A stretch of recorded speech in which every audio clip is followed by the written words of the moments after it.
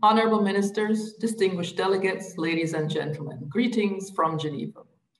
I'm especially pleased to join you today at the Joint Forum Trade and Economic Ministers meeting under the banner of Building Pacific Economic Resilience and Competitiveness post-COVID-19. Over the last year and a half, the global trading system underwent a harsh stress test, and the hard lessons learned are ones that will not be soon forgotten. One critical lesson that took center stage was resilience. To be more precise, economic and climate resilience. The Pacific region is home to a diverse set of islands, and 13 of them are considered small island developing states. Coming from Jamaica in the Caribbean, we know too well the unique and persistent challenges that small islands face. A heightened vulnerability to the climate crisis, remoteness from international markets and limited connectivity, a narrow resource base, and now the COVID-19 pandemic, which undermines hard-fought gains for economic development. The aftermath will surely have a substantial impact on the competitiveness of Pacific businesses in the future. Economies around the world have sought to reframe their economic and trade strategies with resilience in mind. And this is especially true for the Pacific. By the end of 2020, 91% of businesses in the Pacific were negatively impacted by the pandemic. In 2021, its effects on the global economy are still palpable, and it's expected to last for years. Nevertheless, PTI Pacific Business Monitor reported in their May survey that 68% of businesses are confident that they will survive the crisis. Even in the face of adversity, the resilient spirit of the Pacific comes through. Looking to the future, the climate crisis poses a high risk to many sectors that the Pacific relies on, including transport, infrastructure, and natural resources.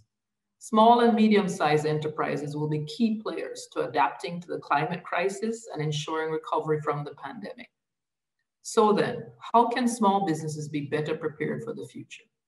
I see 4 clear pathways to economic prosperity.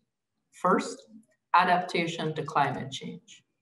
The green recovery has come into sharp focus in our small and medium-sized enterprise competitiveness outlook, the SMECO, for 2021. Sustainability is quickly becoming a necessity to international trade rather than a nice to have.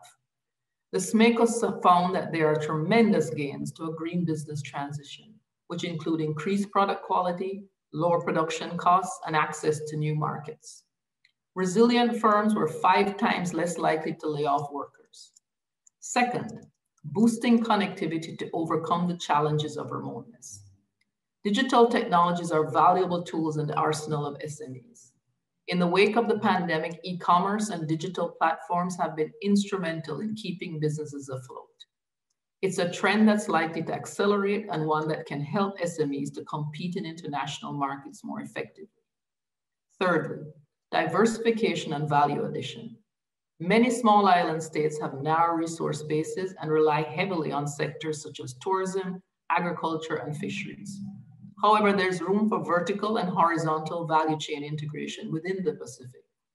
This can help generate employment and capture market share in high-value niche export sectors. We're seeking to do just that in our trade promotion program funded by the United Kingdom to expand agribusiness exports from Fiji. Fourth and finally, empowerment and inclusion.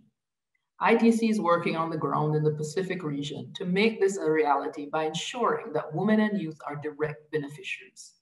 As we now know all too well, sectors like tourism have been hit hard during the pandemic, and along with it, precious income for families and communities.